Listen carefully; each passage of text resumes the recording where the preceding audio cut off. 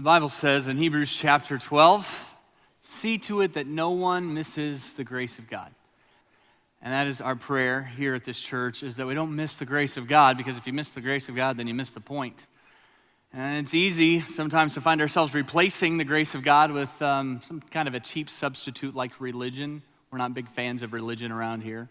The rules, rituals, those things can start to replace the grace of God because we think by those things we can earn God's favor, we can make things right, but it doesn't work. We are completely dependent upon God's grace. And so in this series, we're focusing on a very simple equation for 4 weeks. Grace is greater than. Whatever you want to put in that blank, it's true. Grace is greater than. And in week 1, we talked about the fact that grace is greater than our sin. I don't know what you would write here. It's greater than the mistake. It's greater than the failures that follow you. It's greater than the guilt that you live with. It's greater than all of that. Don't be one of those Christians that experience God's grace and forgiveness but continue to live under condemnation and guilt and shame. He wants you to be free from that. The greatness of God's grace not only forgives our sins, but forgives the guilt of our sins. And then last week, we talked about grace a little bit differently, that it's not just about giving, or receiving, it's about giving, that grace is only grace if it goes both ways. And it's kind of fun to talk about receiving grace, but it's kind of hard and it's kind of messy to talk about giving grace. But what we learned is that we'll never be asked to give more than we've received. And the extent to which we're willing to forgive a person who doesn't deserve it is the extent to which we understand God's grace in our lives. God has forgiven us, and now He has called us to extend forgiveness. And so this week we're focusing on another equation, a little bit different. God's grace is greater than our weaknesses. God's grace is greater than our weaknesses. If you have your Bibles, turn to 2 Corinthians chapter 11. 2 Corinthians chapter 11, here's what we're going to see, is that Paul is going to challenge this church in Corinth not to celebrate in strength and not to celebrate in accomplishments, but to celebrate weaknesses, because when we're weak, that weakness gives space for God's grace to show up. That weakness is the place where God's power can be most visibly demonstrated. And so he's going to write to this church in Corinth. Now, what you need to understand about Corinth is it was a destination city. It was a place where you went, like Chicago, LA, New York. It's where you went to experience culture. And they were known for their luxurious lifestyle, for their impressive architecture, for their elite socialites that lived there. It was a place of pleasure and exotic living and extravagant buildings. Sometimes you'll still hear reference the Corinthian style, which is this architectural style marked by large columns meant to demonstrate power and prestige. That's what this city was like. It had a lot of value placed upon things like strength and education and accomplishments. And so Paul wrote 1 Corinthians to them, and now he's writing 2 Corinthians, and between the time those letters arrived to this church in Corinth, some false teachers had come on the scene, and they were winning people over in the church by their strength. In other words, they were showing their religious resume, saying, look what we've done, look what we've accomplished. They were going through their religious experiences, and the people in the church were kind of being won over to this false teaching. And Paul's in an interesting predicament because he has an impressive resume himself. And so he could use his resume and he could use his accomplishments to kind of win them back. But the thing is, Paul doesn't want the church to be won over by human strength and accomplishments, by human wisdom. He wants the church to delight in weakness so that they can experience God's power. And so he's going to challenge them not to hide from or run away from or disguise their weaknesses, but instead to celebrate their weakness so they can experience God's grace all the more fully. And that's what we want to be challenged with today.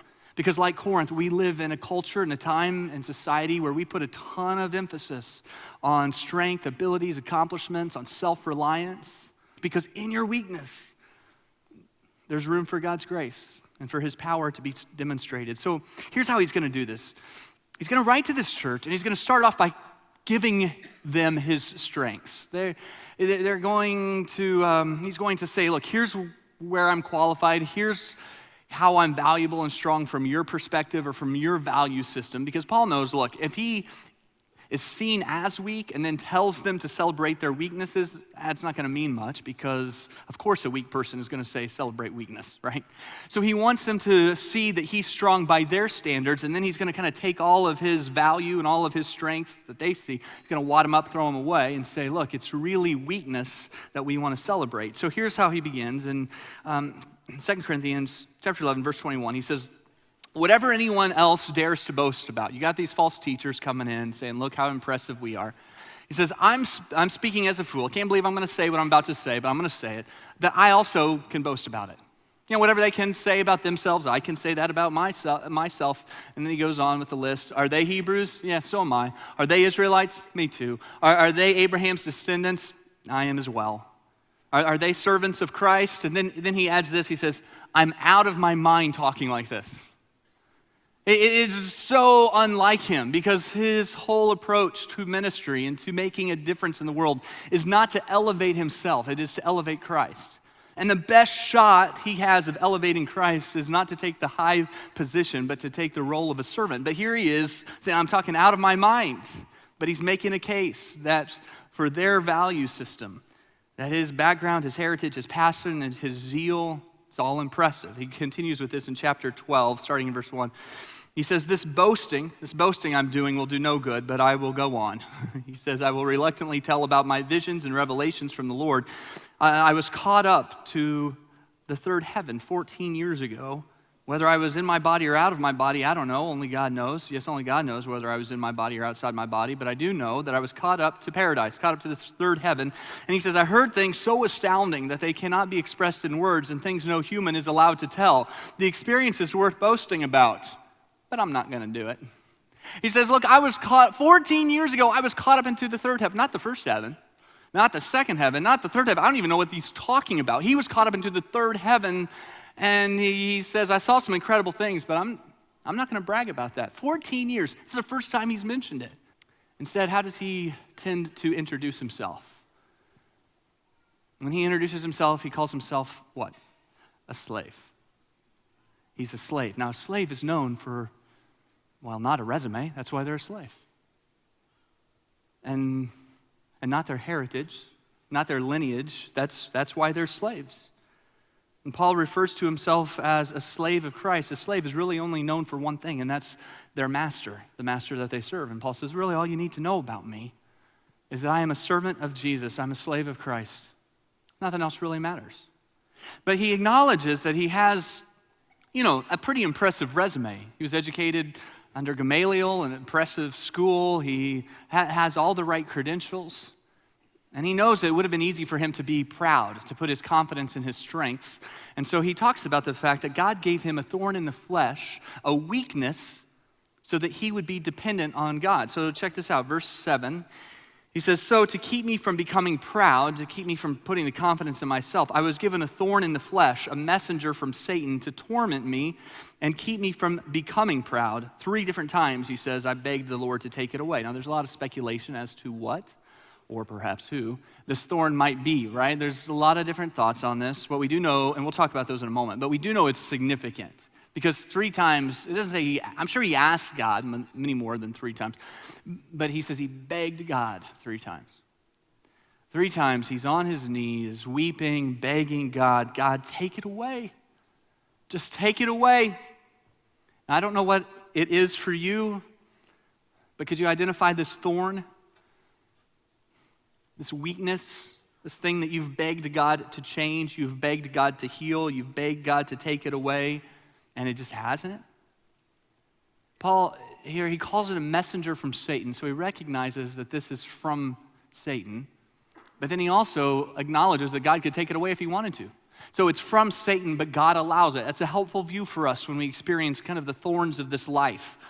That Satan sends it, but God can remove it. Well, why doesn't he? And so God answers Paul. Verse 9, Paul says, every time I begged for him to take this thorn away, here's how God replied. He said, my grace is all you need. My grace is all you need. My power works best in weakness. Okay, so if his power works best in weakness, Paul concludes, now I'm glad to boast about my weaknesses so that the power of Christ can work through me. That's why I take pleasure in my weakness. I don't ask God to remove the thorn anymore. I step into the weakness. I take pleasure in the weakness. I take pleasure, he says, in the insults and the hardships and the persecutions and the troubles that I suffer for Christ. Why? Because when I'm weak, I'm strong. I used to plead for God to take away the weakness, to take away the thorn. I don't ask for him to take it away anymore, because I understand now that weakness, that thorn, that I would have done anything to get rid of, I would have done anything not to have to go through, that's where I experience God's grace most powerfully. That's where God's power works best. And if that's where God's power works best, then I'm going to celebrate my weaknesses. But that's hard to do. This verse, my grace is all you need. Maybe you memorized it. My grace is sufficient. One of my favorite translations is, my grace is always enough. It's always enough. But we don't celebrate our weaknesses very well. Instead, we tend to run from them, or we tend to live in denial of them. Paul says, no, take pleasure in them. If you take pleasure in that thorn, if you take pleasure in that weakness, because that's where you're going to meet God most powerfully. He's going to meet you there. And so a few things to help us with this equation, to teach us to understand grace a little bit more, is grace is greater than our infirmities. It's greater than our infirmities. The word thorn here, it's not the idea of like this little thorn off a rose bush. It is translated as well. It could be stake. It could be spear. It could be translated that way. But the idea is that this isn't just like an annoying itch that he can't quite reach. And then this is significant. It's keeping him from being who he wants to be. It's keeping him from doing what he feels like God's called him to do. So he's making his case. He's begging God, God, take the thorn away so I can be more effective in what you've called me to do. And God says, nope. It's better if you're weak, because if you're weak, I have space. I have space to demonstrate my strength. Now, some people think that the thorn is like a sin struggle that maybe Paul had, like a temptation he was dealing with. But the word flesh here, it tends to indicate that it was more physical in nature, that it was a physical infirmity. There's a number of different ideas as to what it might be. Some people think that Paul's thorn in the flesh is that he was deformed. He had some kind of deformity. He just was unattractive because, hey, look, you don't get beaten and stoned that many times without having a few scars. And that he references this in some of his writing. In fact, just in chapter 10 of 2 Corinthians, that his appearance was an obstacle for them receiving the message. People were distracted by the way he looked. Paul doesn't mention it, doesn't get specific with it. Why do you think that is? I think for two reasons. One, the same reason he didn't tell us that he was caught up into the third heaven until 14 years later. It's probably the same reason he doesn't go into all this detail about the thorn in his side or thorn in his flesh. He doesn't want it to be about him. He doesn't want to take the focus and put it on himself. So he just mentions it as a thorn. But I think perhaps the other is that he knows the metaphor is helpful. Because whatever thorn you have, you can put it in that space. That God's grace is sufficient for you. Whatever physical infirmity that you're struggling with or that you one day will come against, God's grace is more than enough. Second equation that we have is that grace is greater than my inabilities. It's greater than my inabilities. Usually when we hear the word weakness, we associate it with our talents, our abilities. We don't have what it takes to get the job done. You go on a job interview and they'll ask, what's your greatest weakness? What's your greatest weakness? That's a hard question to answer, because you don't want to tell them the truth. They won't hire you. So you try to come up with something that sounds like a weakness, but it's really a strength. And so, if you take a class on the job interview, they'll tell you to say things like, I'm a very task-oriented person. It's my weakness. It's kind of the struggle that I have. I see something that needs to get done, and I do it. And I'm working through it. But if you'll hire me, I'll try to keep that at bay. Or they'll say something like, well, I tend to be a little bit of a workaholic. Like my life, I get so focused on jobs that my life gets a little out of balance. It's just a weakness that I have. And so you take something that's really a strength, you make it sound like a weakness, and that's sort of what we do. We disguise our weaknesses, we announce our strengths, and we put all this confidence in ourselves. We don't let people see where we're struggling. There's a business book that came out a number of years ago called Strength Finder. Probably remember this book. It did quite well. But part of the book was that you would go online and take a Strength Finder assessment. You would answer all these questions about your personality and how you work with others, and then they would give you your top 5 strengths. Here's the top 5 strengths about you, and it's helpful because it makes you feel good. And then it also allows you to see how you can work well with others, right? But if Paul was going to recommend a book, I think he might recommend one called, something like Weakness Finder, where you identify your weaknesses. You look at areas of your life where you're weak, where you don't have what it takes, where you lack the ability, and you say, that's a weakness. That means God has the opportunity there to really demonstrate his power. Instead of celebrating my strengths, I'm going to celebrate my weaknesses because that's where God's grace is going to meet me most dramatically.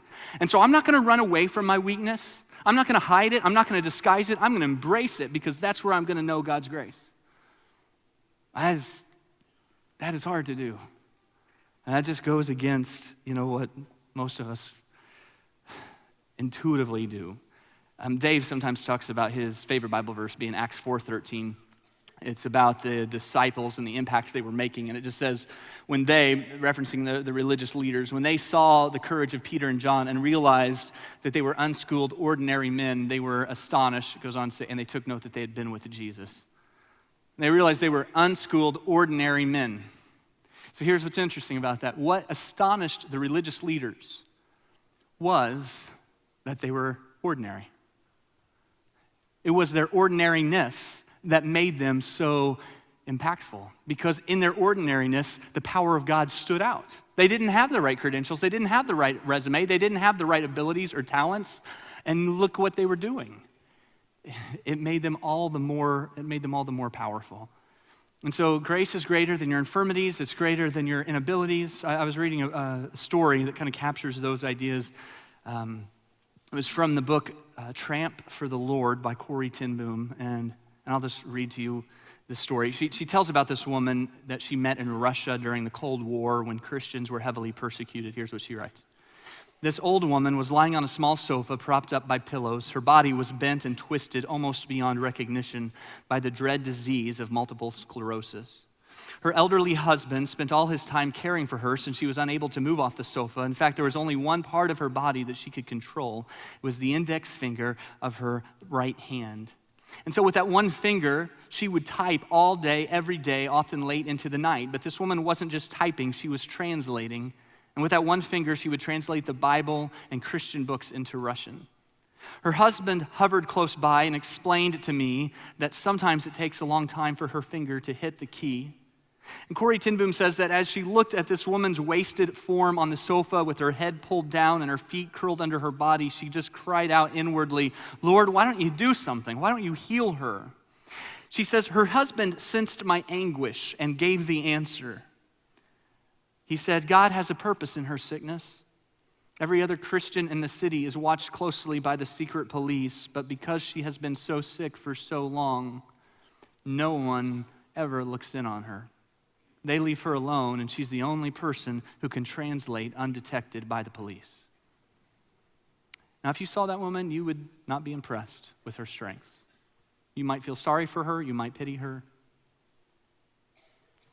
But isn't it interesting that the one thing that seems to be destroying her, isn't it interesting that the one thing she would most likely want to change, the one thorn she would most likely like to have removed, is the one thing that God uses most powerfully? His grace comes into this space. And maybe it's a physical illness, or maybe it's just a lack of having what it takes, but it creates the space. And you experience God's grace and his power. But here's what I'm kind of learning. Let's see if I can word this right. The extent to which I'm able to experience the power of God's grace is in direct proportion to the extent to which I recognize my own weaknesses. Does that make sense?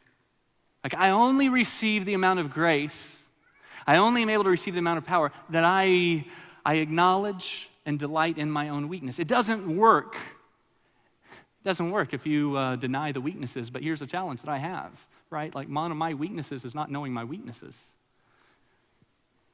You want to know and experience God's grace? You have to be weak. You have to be vulnerable. And so here's what I'm learning, is that grace is greater than my insecurities, and that's a struggle, right? I don't like to say things like, I need help. Those words are not a part of my regular vocabulary, but those words are where I learn about grace. those moments that require me to say those things carry with them the most potential to experience God's power in my life. So, doesn't it make sense then that we would delight in those things? That those moments where we just don't know what to do, when those moments where we don't have what it takes, where those moments where we feel overwhelmed, those moments where we feel vulnerable and insecure, if that's where God's grace and power is most clearly demonstrated, doesn't it make sense that we step into them instead of step away from them? That's not okay in a sanctuary. It's not okay at home.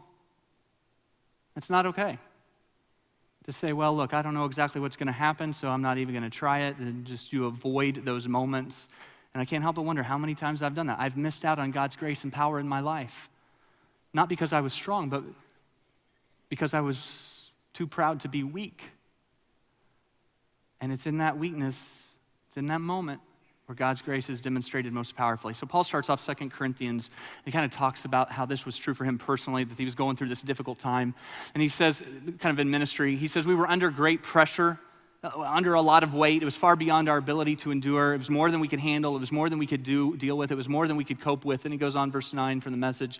As it turned out, this vulnerable place, it was the best thing that could have happened. You know why it was the best thing that could have happened? Because instead of trusting in our own strength, which is what we have a tendency to do, it's kind of our default approach, it's what I do by default. Instead of trusting in our own strength or wits to get us out of it, we were forced to trust God totally. Not a bad idea, since he's the God who raises the dead, right? And so may you find yourself in a place where the bar is too heavy, where the weight is too much, where the pressure is too intense, where the struggle is too overwhelming, that you can't do it. And suddenly your default approach of trusting in yourself, suddenly your default approach of saying, I got this, it's not gonna work. May that happen to you, because in that moment, you may be forced to trust God totally.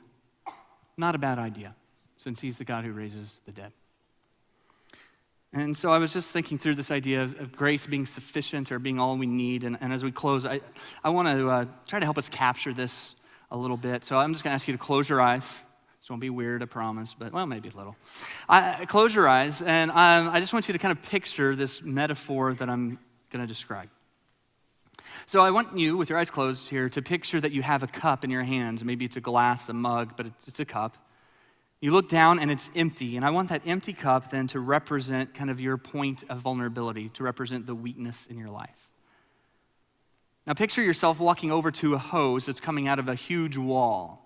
You can't see around the wall, and you don't know what the hose is connected to, but you turn it on and the water starts coming out. The water represents God's grace, and it comes out of this hose and it starts to fill your cup. Not very fast, but there's a steady stream. You're not even sure it's gonna fill it to the top, but it does, and just as it makes it to the top, the water turns off. Now picture yourself a little later coming back. This time you're carrying an empty bucket. Maybe you've had a little bit of a health scare. Maybe you're struggling to make the grades. Maybe you can barely cover the bills and you just need some grace, but your bucket's a lot bigger than your cup. It's a pretty big bucket. And you turn on the hose, it's coming out of the wall, and you're not sure if there'll be enough for your bucket, but you turn it on and slowly the water fills up the bucket. And sure enough, right as it gets to the top, the water stops. Picture yourself now sometime later, you come back with a wheelbarrow. You need a lot of grace this time because you've lost your job and with it your confidence. Your marriage is in pretty rough shape and you feel overwhelmed. Your child with special needs has left you exhausted and you need some grace. And so you grab the hose, it's coming out of this huge wall, and sure enough, a stream of water slowly starts to fill the wheelbarrow. But you're pretty sure there won't be enough this time. I mean, it's a big wheelbarrow. But there's just enough, and as it reaches the top, the water turns off. One more, you come back again. This time, you're driving a semi-truck, and it is connected to a massive trailer-sized water tank, and it is completely empty. And you know there won't be enough water to fill this tank. You know that, but you'll take what you can get. You found out that the cancer is terminal. You found out that the company you sacrificed everything for isn't gonna make it. You found out about the abuse, or you found out about the affair, and you know there won't be enough water. But whatever you can get, you'll take. And so you turn that hose on, and the water starts to slowly come out. And it takes a while. It takes quite a while, but eventually you're amazed as it fills the entire water tank. And at this point, your curiosity gets the best of you, and you look to either side of the wall. And you're wondering, what's that hose connected to? And you realize you can't walk around the wall. And yes, by the way, the wall is a metaphor as well. And so it has to be torn down. You have to tear down the wall. But tearing down walls is hard work, and it can be painful. Oftentimes, they are built up over many years. But you do. You tear it down. And when you tear it down, you follow the hose to its source. And there it is, miles and miles and miles, as far as you can see. It is the ocean. And whatever size of container you come to God with, that's what he fills. So my encouragement to you is to back your truck up. To identify and understand and delight in your weakness. Because when you're weak, he is strong. And as much space as you can identify as weakness, that's what he'll fill with his grace.